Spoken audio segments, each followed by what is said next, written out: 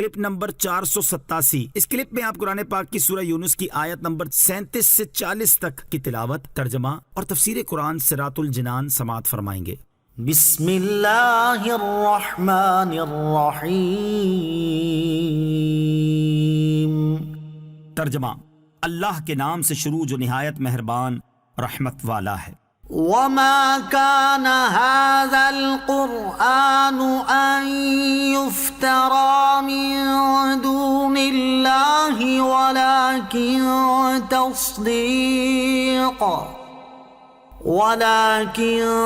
تصديق الذي بين يديه وتفصيل الكتاب لا ريب فيه من رب العالمين۔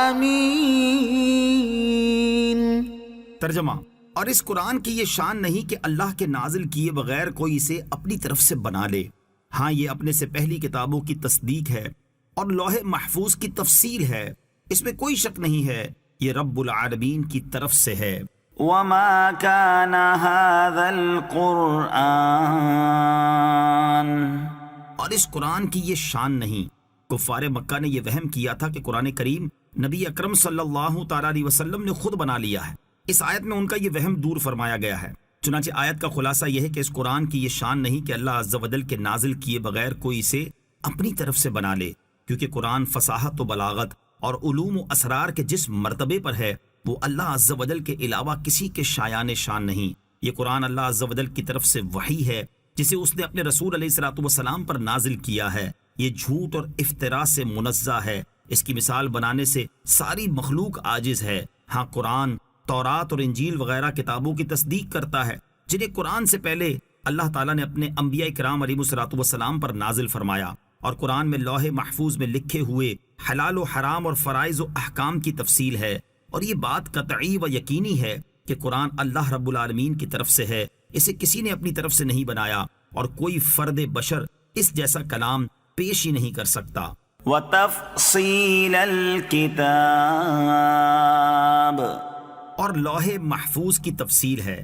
اس مقام پر علامہ ساوی رحمۃ اللہ تعالی علیہ نے بڑا پیارا کلام فرمایا ہے۔ چنانچہ فرماتے ہیں کہ قرآن لوح محفوظ کی تفصیل ہے۔ لوح محفوظ میں ما کان و ما یکون، یعنی جو ہو چکا اور جو آئندہ ہوگا، اور دنیا و آخرت میں جو ہونے والا ہے، سب کچھ لکھا ہوا ہے۔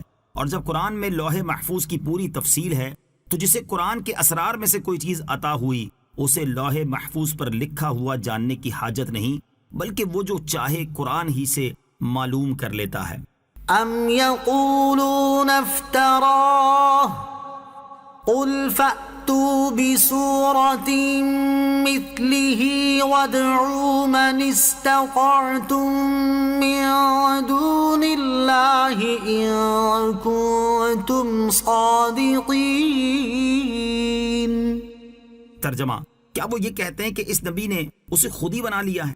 تم فرماؤ تو تم بھی اس جیسی کوئی ایک صورت لے آؤ، اور اللہ کے سوا جو تمہیں مل سکیں سب کو بلا لاؤ اگر تم سچے ہو۔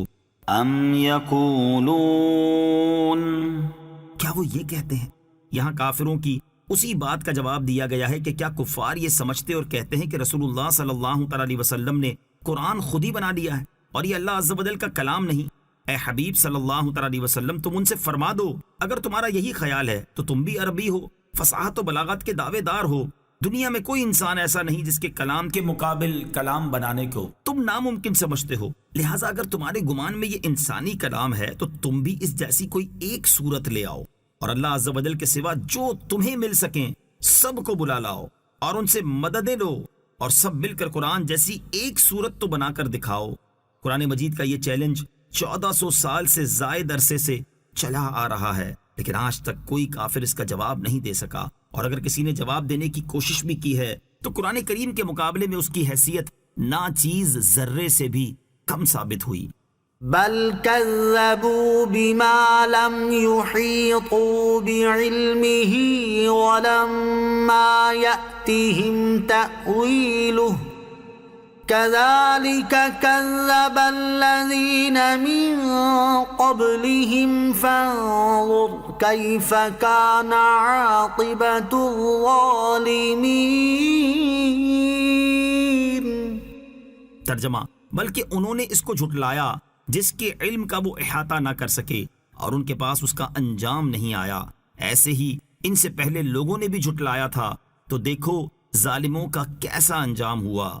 بل كذبوا بما لم يحيطوا بعلمه، بلکہ انہوں نے اس کو جھٹلایا جس کے علم کا وہ احاطہ نہ کر سکے، یعنی قرآن پاک کو سمجھنے اور جاننے کے بغیر انہوں نے اس کی تکذیب کی، اور یہ انتہائی جہالت ہے کہ کسی شے کو جانے بغیر اس کا انکار کیا جائے، اور قرآن کریم کا ایسے علوم پر مشتمل ہونا جن کا علم و خرد کے دعوے دار احاطہ نہ کر سکیں، اس کتاب کی عظمت و جلالت ظاہر کرتا ہے۔ تو ایسی اعلیٰ علوم والی کتاب کو ماننا چاہیے تھا، نہ کہ اس کا انکار کرنا۔ ولما يأتهم تأويله، اور ان کے پاس اس کا انجام نہیں آیا، یعنی جس عذاب کی قرآن پاک میں وعیدیں مذکور ہیں وہ انہوں نے نہیں دیکھا، اور جس طرح انہوں نے قرآن مجید کو جھٹلایا، ایسے ہی ان سے پہلے لوگوں نے بھی عناد کی وجہ سے اپنے رسولوں کے معجزات اور آیات دیکھ کر نظر و تدبر سے کام لیے بغیر انہیں جھٹلایا تھا۔ تو تم دیکھ لو کہ ظالموں کا کیسا انجام ہوا، اور پہلی امتیں اپنے انبیاء کرام علیہ الصلوۃ والسلام کو جھٹلا کر کیسے کیسے عذابوں میں مبتلا ہوئیں۔ اس لیے اے سید الانبیاء صلی اللہ تعالی علیہ وآلہ وسلم، آپ کی تکذیب کرنے والوں کو بھی ڈرنا چاہیے کہ کہیں وہ بھی میرے عذاب میں گرفتار نہ ہو جائیں۔ وَمِنْهُمْ مَنْ يُؤْمِنُ بِهِ وَمِنْهُمْ مَنْ لَا يُؤْمِنُ بِهِ وَرَبُّكَ أَعْلَمُ بِالْمُفْسِدِينَ۔ ترجمہ، اور ان میں کوئی تو اس پر ایمان لاتا ہے اور ان میں کوئی اس پر ایمان نہیں لاتا، اور تمہارا رب فسادیوں کو خوب جانتا ہے۔ وَمِنْهُمْ مَنْ يُؤْمِنُ بِهِ، اور ان میں کوئی تو اس پر ایمان لاتا ہے، یعنی اے حبیب صلی اللہ تعالی علیہ وسلم، قریش میں سے بعض وہ لوگ ہیں جو اس قرآن پر عنقریب ایمان لے آئیں گے، اور بعض وہ ہیں جو اس قرآن پر کبھی بھی نہ ایمان لائیں گے نہ کبھی اس کا اقرار کریں گے، اور آپ کا رب عز و جل جھٹلانے والوں کو خوب جانتا ہے، اور عنقریب انہیں اس کے عذاب کا سامنا ہوگا۔ کفار مکہ کے ایمان لانے سے متعلق غیبی خبر، اس آیت میں یہ غیبی خبر ہے کہ موجودہ مکہ والے نہ تو سارے ایمان لائیں گے اور نہ سارے ایمان سے محروم رہیں گے، چنانچہ ایسا ہی ہوا کہ بعض لوگ ایمان لے آئے اور بعض ایمان سے محروم رہے۔